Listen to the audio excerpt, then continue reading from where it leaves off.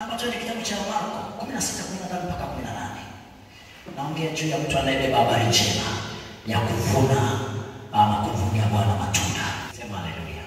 Mimi naongea juu ya mtu anayebeba habari njema ya kuvuna matunda, ya kuvunia Bwana matunda. Kuna mambo yanayoambatana na yeye.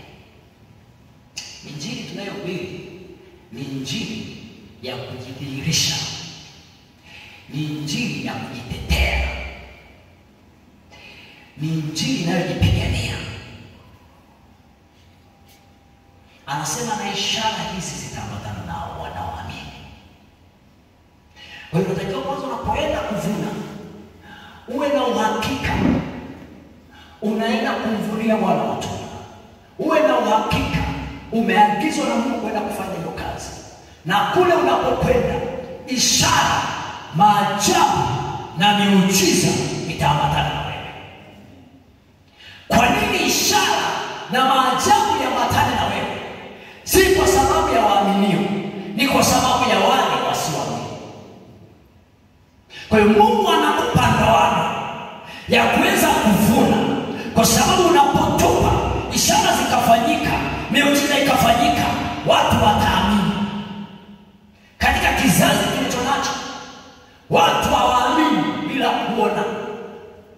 Kwa hiyo Mungu anakupa hiyo neema, unaweka mikono juu ya wagonjwa, wanapokea afya. Sasa usipokwenda kuvuna, hayo hayawezi kutokea. Tunapokwenda shambani, hizi signs and wonders ndio zitaonekana kule. Nadhani kwambia unajionaga una upako kwa sababu hujatoka. Ukitoka utashangaa. Mtenda maajabu na miujiza yuko na wewe. Unastahili kuliitia jina lake. Maana ninasema kila atakayeliitia jina la Bwana ataokoka. Sasa ataokoka na hilo tatizo. Siku moja nilikuwa namwombea mtu. Amekuwa na shida ya kutokusikia. Sasa wakati naomba, mimi sikuwa najua kama hasikii. Wakati nafanya maombezi, sikuwa najua kama hasikii.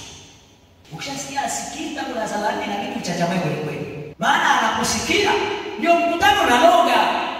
Anaposikia ndio habari zinatembea. Anaposikia wasioamini wataamini. Nikasema katika jina la Yesu, sikia. Nataka nikwambie, nikampa ashuhudie Bwana. Akaanza kueleza, sikuwa sisikana. Sasa ilikuwaje baba kasikia kusema uliponiwekea masikioni vidole hapa ukanishika hivi. Nikasikia moto unawaka masikio yote mawili. Ghafla nikaanza kusikia. Anayefanya hayo sio Pinieli. Anayefanya hayo ni Yesu Kristo ninayemhubiri, ambaye kwake kila goti litapigwa na kila ulimi utakiri. Kazi yako wewe ni kumsema yeye, ni kumtangaza yeye kwa ujasiri, kwa nguvu na kwa haki na kwa utakatifu. Atajidhihirisha.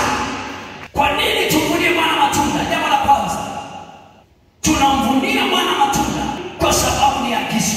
Amesema nendeni ulimwenguni mkawafanya mataifa kuwa wanafunzi, mkiwabatiza kwa jina la Mungu Baba na la Mwana na la Roho Mtakatifu.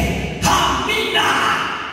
Jambo la pili, tunamvunia Bwana matunda kwa sababu ni mali yake.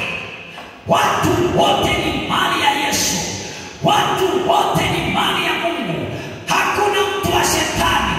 Wote ni wa Mungu. Walitoroka na kutafuta baba wa kambo, lakini tunakwenda kumsema ya kwamba baba yenu yuko hai. Yuko hai, njoni kwake. Anawaita njoni kwake. Wasituke ya kwamba mahali walipo sio mahali sahihi. Waje kwa mwenye mali yao. Waje kwa baba yao. Kama ilivyokuwa kwa mwana mpotevu akaja kwa baba yake. Wainjilisti sema amina. Wateule